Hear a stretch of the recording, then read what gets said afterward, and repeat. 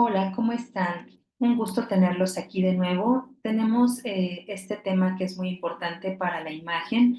Hablándose de oncología, vamos a tratar el tema de la evaluación ganglionar al tratamiento neoadyuvante. Específicamente vamos a tratar los puntos que tienen que ver con la multimodalidad de imagen, aunque vamos a darle un enfoque a la resonancia magnética.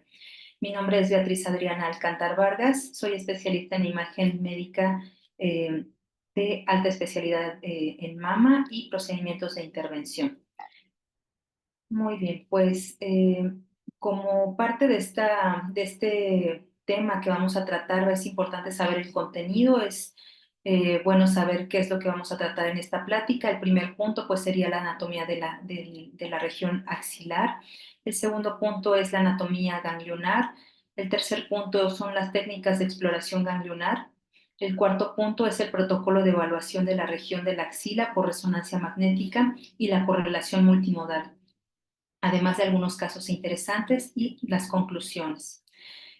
Pues se sabe que dentro de la terapia neoadyuvante, pues primero debemos de saber cuál es el tumor primario, si lo que está afectando a la región de la axila es parte de la metástasis de un tumor primario de la mama. Es importante saber, bueno, cuál es el estatus del tumor. Háblese de las características de la imagen, que también de esto hemos hablado en charlas anteriores, saber que se trata de un nódulo o dos y la morfología de estos. Entonces, en base a los tumores en la mama, vamos a tratar pues el estatus ganglionar, en donde pues es muy importante saber cuáles son los ganglios que están afectados. En un primer orden, pues se sabe que los del nivel uno son los más frecuentemente afectados, aunque si se trata de una lesión secundaria a la afectación ganglionar, pues bueno, también podremos saber si se trata solamente de un nivel o de más niveles los que están afectados. Entonces, dentro de la afectación ganglionar, se sabe que para la mama es uno de los principales sitios de afección, pero no es el único. Entonces, como parte de la evaluación de este tema, pues debemos de saber cómo es que están afectados los ganglios de la axila.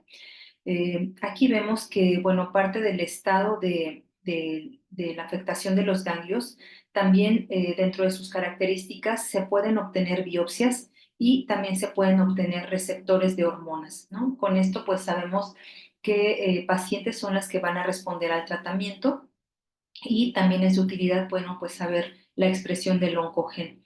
Entonces, dentro de la octava edición, pues se establecieron todos estos puntos, que es importante sí tener los receptores de hormonas y las expresiones de los oncogenes. Entonces, ¿qué pacientes van a ser tratadas como parte de una terapia conservadora? Pues las pacientes que tienen tumores pequeños y que pudieran tener afección a los ganglios de la axila en un primer nivel.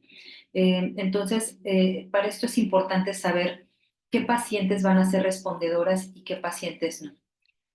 Entonces, dentro de la anatomía de los ganglios axilares, pues tenemos varios puntos, ¿no? Primero, hay que saber qué forma es la que tiene el ganglio en las axilas.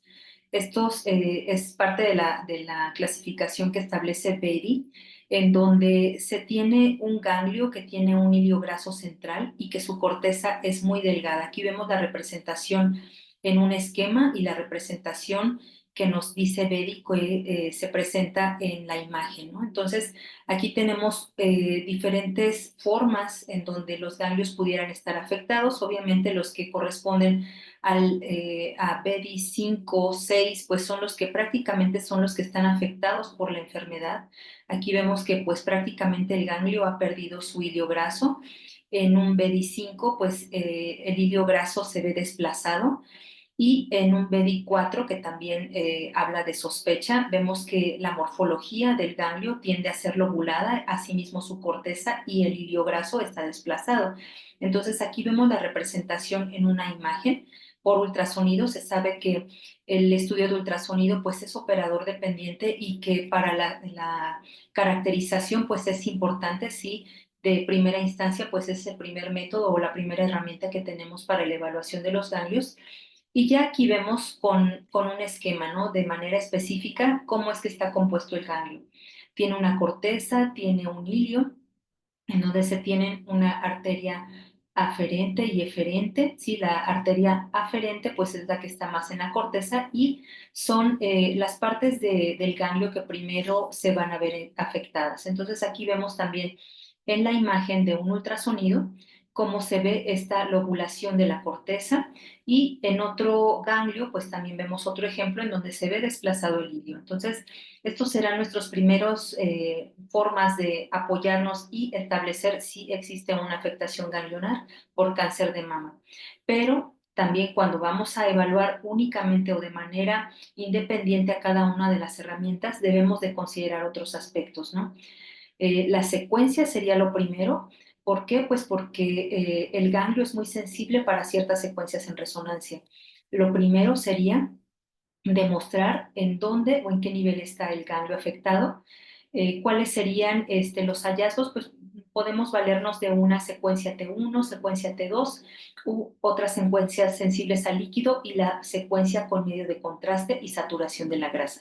Aquí vamos a tener principalmente que el ganglio tiene una forma redonda cuando se muestra sospechoso y si evaluamos de manera independiente el ganglio sin tener en consideración los estudios anteriores o pues otros métodos de estudio, pues podemos omitir algunos datos. Por ejemplo, aquí tenemos un ganglio que ha cambiado su forma, pero que tiene infiltración por silicona. Entonces, cuando vamos a ver la resonancia, vemos que algo brilla en la axila. Entonces, podemos considerar que este ganglio es metastásico por sí solo, pero no, si no evaluamos el estudio de ultrasonido, podemos emitir este dato muy importante.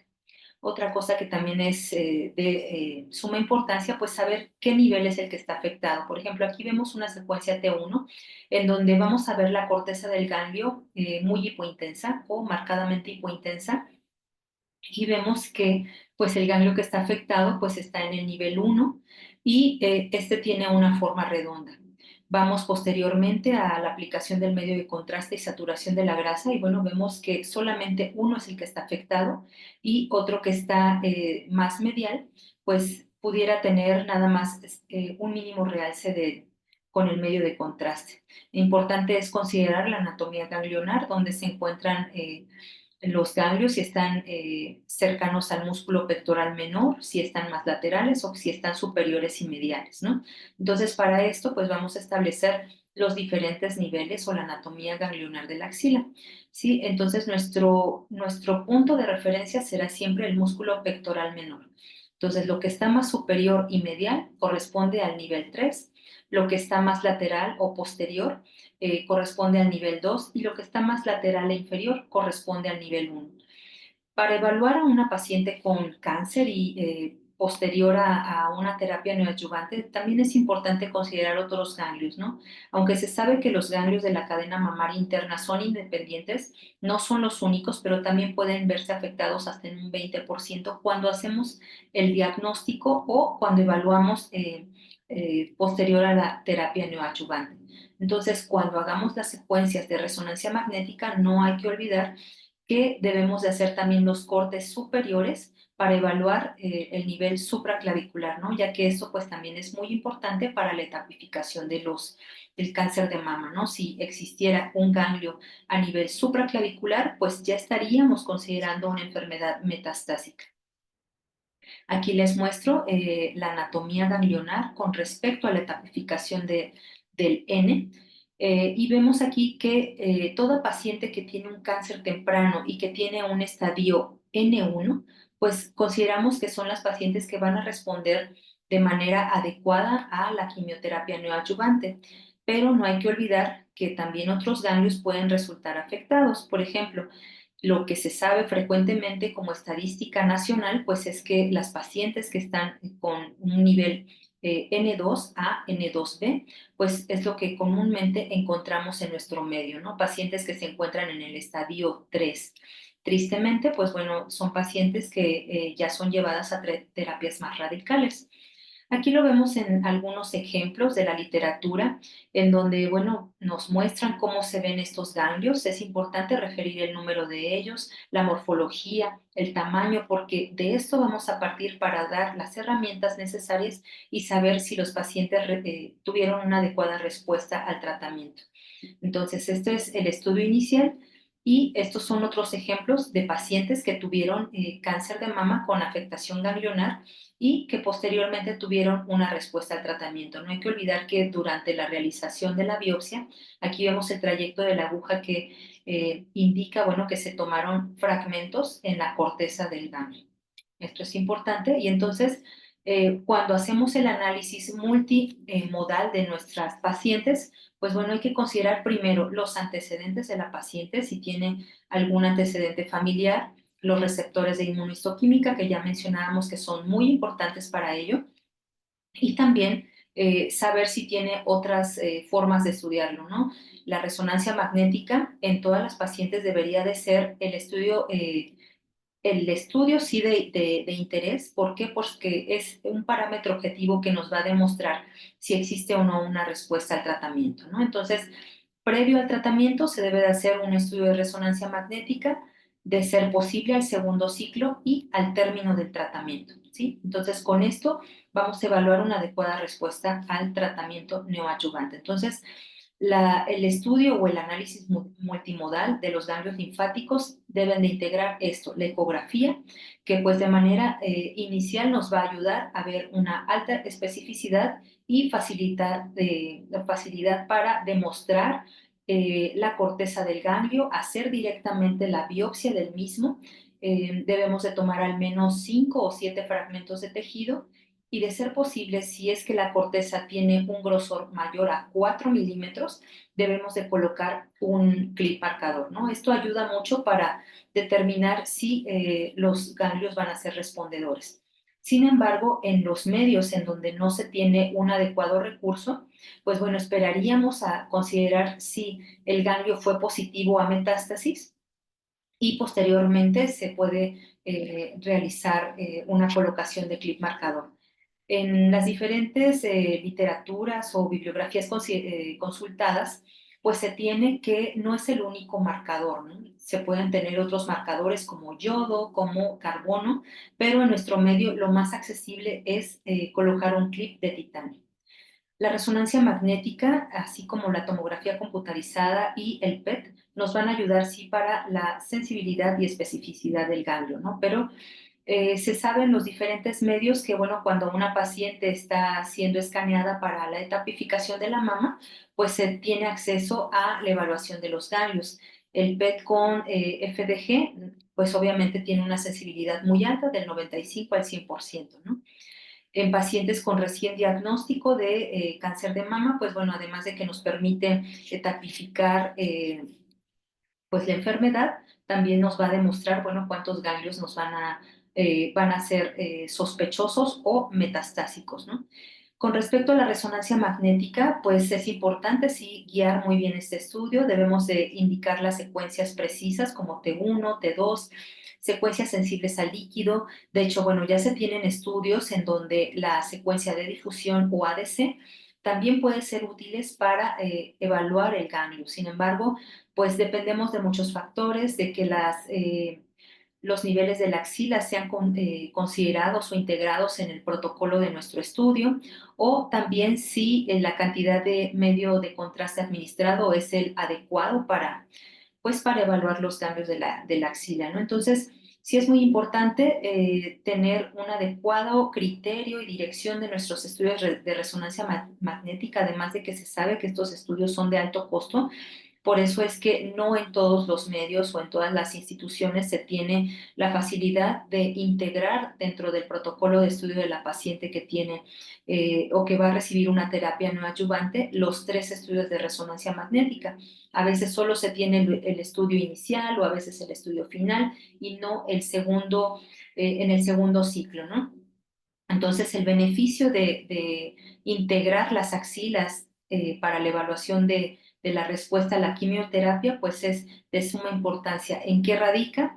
en el equipo multidisciplinario, y también se sabe que las pacientes que tienen receptores de hormonas HER2 negativo o triple negativo, HER2 positivo, van a ser las respondedoras a estos tratamientos, ¿no? Entonces, ya hay protocolos internacionales en donde se sabe, bueno, en qué estadio está la paciente. Está en el estadio T1, estadio T2, o tenemos ganglios axilares que son palpables. Se realiza un estudio de ultrasonido, en algunos centros se hace una biopsia con aguja fina para tener de manera inmediata la celularidad de los ganglios, o bien lo que consideramos que sí puede ser más específico, además de que esto nos va a ayudar a tener marcadores de inmunohistoquímica, pues sería realizar una biopsia de corte, ¿sí? Si los marcadores resulta positivo, pues bueno, si se trata de uno a 3 ganglios o más de 3 ganglios, pues se puede tener una disección de la axila. Si tenemos ese resultado negativo, pues bueno, teniendo un T1, T2, podemos hacer un ganglio centinela. Bueno, esto es lo que se tenía desde los años 90, ¿no? Este protocolo, pero en la actualidad se sabe que, bueno, podemos llevar a una terapia neoadyuvante cuando tenemos 1 o 2 ganglios, incluso hasta 3 ganglios, marcarlos con un clip y valorar la respuesta. Obviamente, les digo, debemos de tener los marcadores de inmunohistoquímica para saber si va a ser respondedora al tratamiento, ¿no? Entonces, ahorita se tiene una controversia en la aplicación de estos tratamientos. ¿Cuántos tratamientos van a recibir? Si únicamente se va a tener una terapia sistémica, si se va a utilizar hormonoterapia, o incluso también dentro de la controversia que se tiene es aplicar un ganglio centinela después de una terapia neoadyuvante. Entonces, eso es lo que están ahorita corriéndose los estudios para saber si es adecuado hacer ganglio centinela o considerar que si la paciente tuvo una respuesta patológica completa, pues pudiéramos obviar la disección de ese único ganglio centinela. Ajá, aquí les muestro algunos casos en donde pues son evaluados por resonancia magnética, no solamente resonancia, pero les muestro el caso más representativo. Es muy importante considerar que se tiene un tumor de gran tamaño, aproximadamente eran 5 centímetros, y se sabe que con la terapia neoadyuvante, pues posiblemente el tumor reduzca hasta en un 50 o 70%. Entonces, estas pacientes pueden tener esta respuesta con la quimioterapia neoadyuvante. Entonces, dentro de los protocolos utilizados en resonancia magnética son usar secuencias sensibles al líquido, usar difusión para evaluar el tumor, evaluar la secuencia de perfusión con sus curvas, pues a lo mejor hablándose de la axila. Aquí vemos estos 2 ganglios que están afectados y que ya al término del tratamiento tuvieron una respuesta completa. Es posible que no usemos curvas en los ganglios porque, bueno, pues se sabe que hay diferentes pues vías de neoangiogénesis y que a lo mejor esto pudiera perdernos en el diagnóstico. Aquí vemos otro caso en donde, pues, de manera unilateral vemos la afectación de 3 ganglios. El realce posterior a la administración del medio de contraste, pues se tiene de forma heterogénea, y vemos que ya en una evaluación más tardía de los ganglios podemos demostrar muy bien las áreas de angiogénesis, el tumor primario, los ganglios que están afectados. Incluso podemos hacer uso de las reconstrucciones en máxima intensidad de proyección para evaluar pues cómo el tratante puede considerar la vena o la arteria axilar como parte de su planeación quirúrgica. Vemos que pues esta paciente fue respondedora y únicamente queda un ganglio. Entonces, esta paciente, al tener solo este ganglio, pues puede ser llevada a el ganglio centinela. Entonces, este es parte de los beneficios que nos aporta la resonancia magnética, en donde pues tenemos este parámetro objetivo para demostrar la afectación de los ganglios. Aquí se ven otros casos en donde pues la diversidad de ellos pues es eh, al por mayor. ¿Por qué razón? Pues porque existe un límite, ¿no? Habíamos hablado ya de los límites de los ganglios que tienen que ver con el músculo pectoral menor, pero ¿qué pasa con este ganglio que está en la cola de Spence, en donde pues al menos se ven estos dos ganglios con un mínimo engrosamiento de la corteza? Y se ve que este tumor principal, pues si no se tiene la experiencia, pudiéramos considerarlo también como parte de un tumor que pues, pudiera estar afectado en el nivel 1 de la axila. Entonces, el resto de los estudios nos pueden demostrar muy bien si se trata del nivel 1 o se trata de la cola de Spence o es parte ya del cuadrante superior externo de la mama. Entonces, lo más importante también es definir la localización de este ganglio, además del número y la morfología y el tamaño del que ya habíamos hablado. Entonces, vamos a definir aquí qué pacientes, este se trata de un caso de un típico cáncer triple negativo, en donde vemos la morfología del tumor, que es un tumor que tiene esta forma redonda, que tiene un realce ávido con la administración del medio de contraste y que posterior al tratamiento solo presenta esta, pues esta área de asimetría que se ve perfectamente bien en todos los estudios y que ya en el estudio contrastado pues ya no mostró un mayor realce. Dentro de los ganglios que resultaron afectados, pues nada más estaba inicialmente uno y ya al término del tratamiento presentó una respuesta completa. Este es otro caso en donde también nos toca definir, bueno, se trata de un tumor que está en la axila, que está en la cola de Spence, o que existen otros ganglios afectados, ¿no? Entonces, tenía la posibilidad la patóloga de decir, ¿no? Pues solo se trata de un tumor de la mama con estos ganglios que están afectos, pero no, se trataba así, de un ganglio de aspecto metastásico, ¿no? Y que pues al definir en el resto de los estudios, pues les digo, inicialmente se mostró como un nódulo que estaba en la cola de Spence. Aquí vemos otro de los ganglios que están afectados y es importante definir el eje corto del ganglio, el diámetro de la corteza, el aspecto que es hipoecoica y cómo se muestra el ganglio desplazado en la porción del ilio. Del ejemplo que ya les mencionaba, este ganglio que está hasta el nivel 2, que estaba con un engrosamiento de su corteza, un aspecto redondo y un mayor realce. Entonces tenemos sí que evaluar todas las secuencias. Inicialmente les digo, tiene que ser la secuencia T1, secuencias T2, difusión nos va a ayudar sin duda. En estas secuencias de difusión podemos encontrar niveles bajos de ADC además y la reconstrucción con multimodal. Aquí les voy a mostrar pues cómo esta paciente respondió muy bien al tratamiento y en la actualidad se adicionan estas imágenes de tomosíntesis, ¿no? En donde podemos demostrar muy bien los bordes del nódulo, además de que, bueno, nos permite evaluar el parénquima mamario, que en este caso pues era tipo C, ¿no? Y vamos a evaluar pues por todos los métodos de estudio, eh, pues cómo se muestran los ganglios, si tiene vascularidad o no, la morfología de estos, si tiene pues pérdida de su hilio y el tamaño, ¿no? Y entonces, pues a lo largo de sus 8 ciclos, pues sí presentó una adecuada respuesta.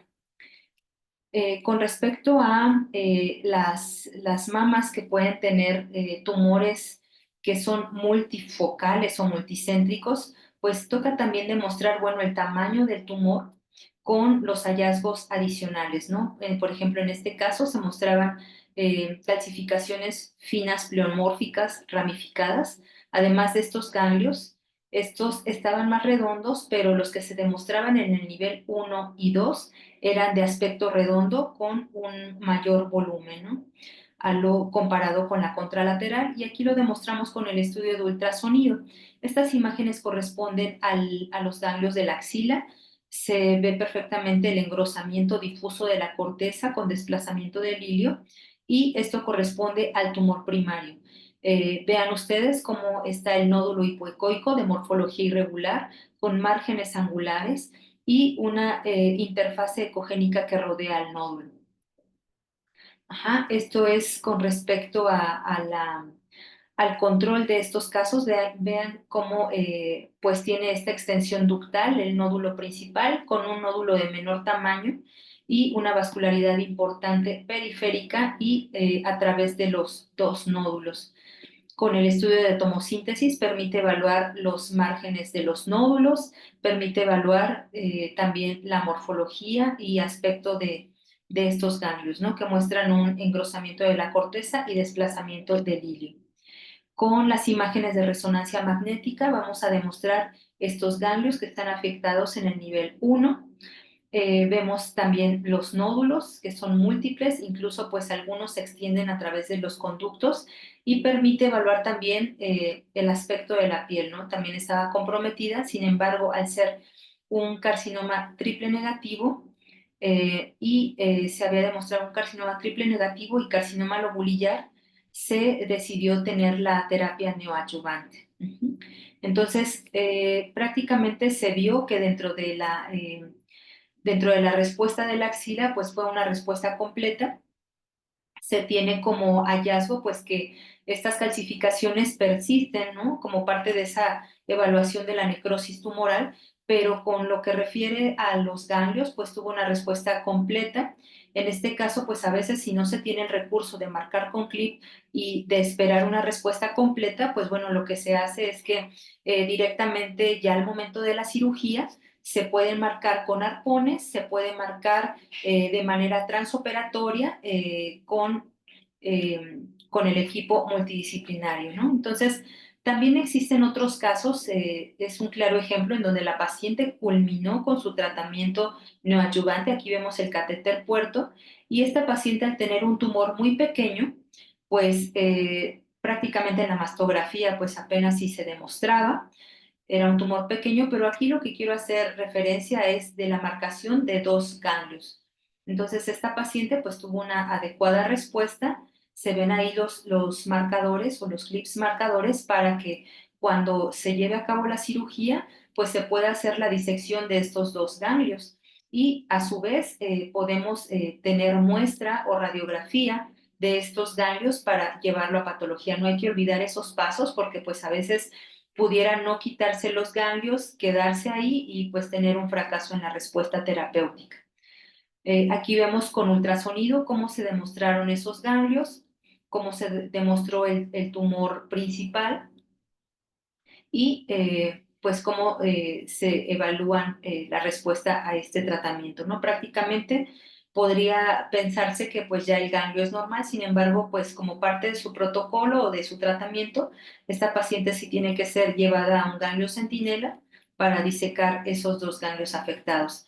Aquí también tenemos otros ejemplos en donde en los diferentes tiempos debemos evaluar por los diferentes métodos de estudios estos nódulos o tumores que son muy pequeños y vean ustedes cómo está presentando la enfermedad en los ganglios, ¿no? Hacia el nivel 1 se muestran estos dos ganglios que tienen engrosamiento de la corteza con desplazamiento del hilio y por ultrasonido cómo son evaluados, pues prácticamente corresponde a estos ganglios que son metastásicos. Posteriormente, bueno, pues se toma la muestra de estos ganglios y de manera inmediata se colocó el clip al tener pues estos datos positivos, ¿no? El engrosamiento de la corteza, que es mayor a 3 o 4 milímetros, hay que considerar ese punto de corte, cuántos ganglios son los que están afectados y al menos, les digo, se debe de marcar uno si es que no tenemos todo el recurso de marcar hasta 2 o 3 ganglios, sí, si nos lo permite la institución o el lugar en donde laboremos, podemos marcar como máximo esos 3 ganglios o bien solamente uno, el que pudiera ser de mayor tamaño.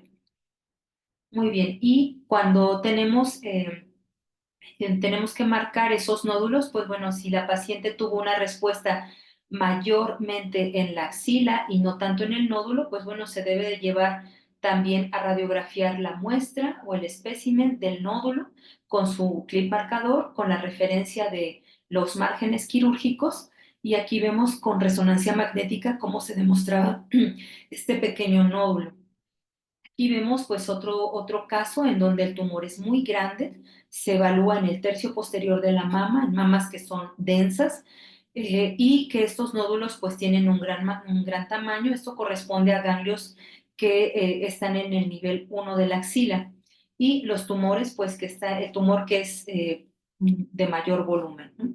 Aquí vemos con el estudio de ultrasonido la morfología de este nódulo. Se trata de un tumor que se acerca a los 4,7 centímetros, y aunque a diferencia del caso anterior en donde veíamos un tumor muy pequeñito con ganglios afectados, pues aquí se trata de un tumor más grande con un ganglio que apenas sí muestra un engrosamiento de la corteza. Entonces, vemos que la forma de presentación del cáncer es tan diverso que debemos de individualizar cada caso, ¿no? Entonces, este ganglio pues se biopsia como parte del protocolo de estudio, y vean ustedes cómo ya cuando es llevada a la resonancia magnética tuvo una respuesta completa.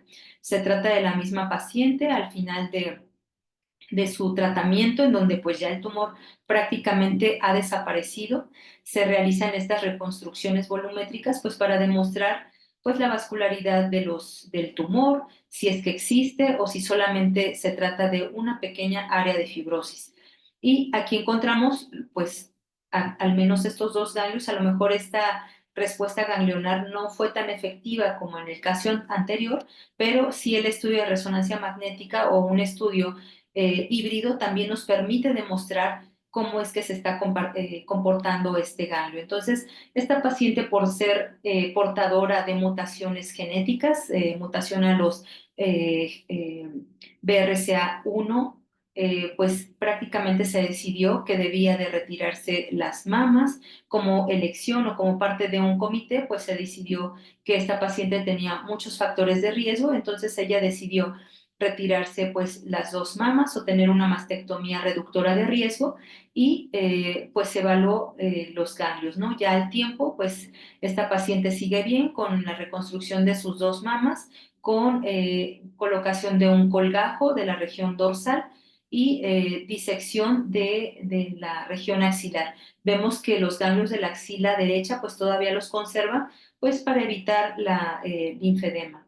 Entonces, sí es importante evaluar con un estudio de resonancia magnética los tumores, la extensión de ellos, el número de los tumores de manera inicial y la afección que tiene a los ganglios, ¿no? Entonces, estos son casos a lo mejor muy voluminosos en donde dices, bueno, no hay otra opción más que hacer mastectomía y una disección completa de la axila, ¿no? Aquí que problema habría en decidir, bueno, esta paciente pues va a ser llevada a quimio, ¿no? Sí, bueno, fue llevada a una quimioterapia pues para reducir la morbilidad y tener una cirugía sin tanto riesgo, ¿no? El tener una serie de ganglios, vean ustedes cómo son cerca de 3 o 4 ganglios los que están afectados, las posibilidades de recurrencia a los 6 meses son altas. Entonces, se debe llevar a quimioterapia pues para disminuir la posibilidad de recurrencia a este nivel.